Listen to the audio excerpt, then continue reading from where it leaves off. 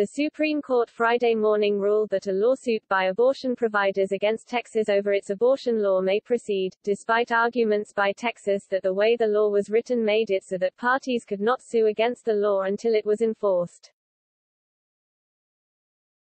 The court concludes that the petitioners may pursue a pre-enforcement challenge against certain of the named defendants but not others. The court, led by Justice Neil Gorsuch, said.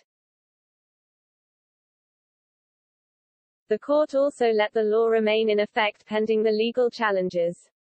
The ruling is procedural and will not be the final word on the law's constitutionality.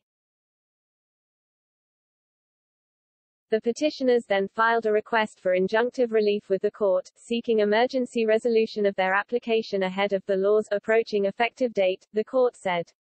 In the abbreviated time available for review, the court concluded that the petitioners' filings failed to identify a basis in existing law that could justify disturbing the Fifth Circuit's decision to deny injunctive relief. Justices Amy Coney Barrett, Samuel Alito, and Brett Kavanaugh backed Gorsuch's opinion in full. The Texas law bans abortions after 6 weeks of pregnancy and uses a unique system to enforce that ban, allowing private individuals to bring suit in state court against people who allegedly perform abortions. The court allowed the Texas law to remain in effect while it heard a challenge about whether parties may bring suit against it before the state has actually taken enforcement actions consistent with the law. The court also dismissed a challenge from the Department of Justice against the Texas law Friday.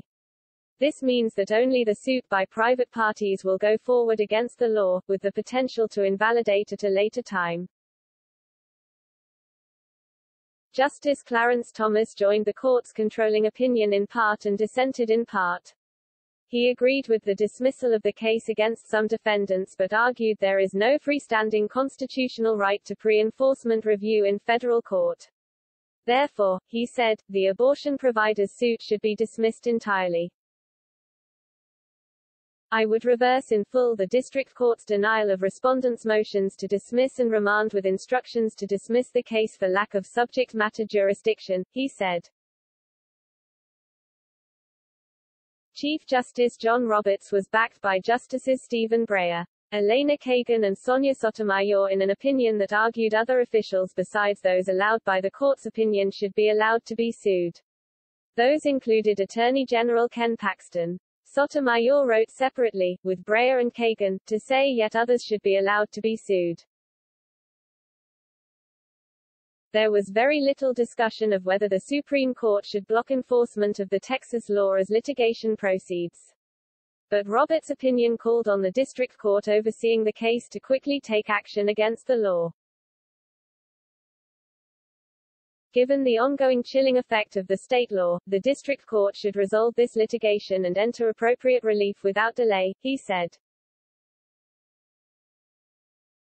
Sotomayor, meanwhile, railed against the structure of the state law and the Gorsuch opinion. The chilling effect has been near total, depriving pregnant women in Texas of virtually all opportunity to seek abortion care within their home state after their 6th week of pregnancy, she said of the law.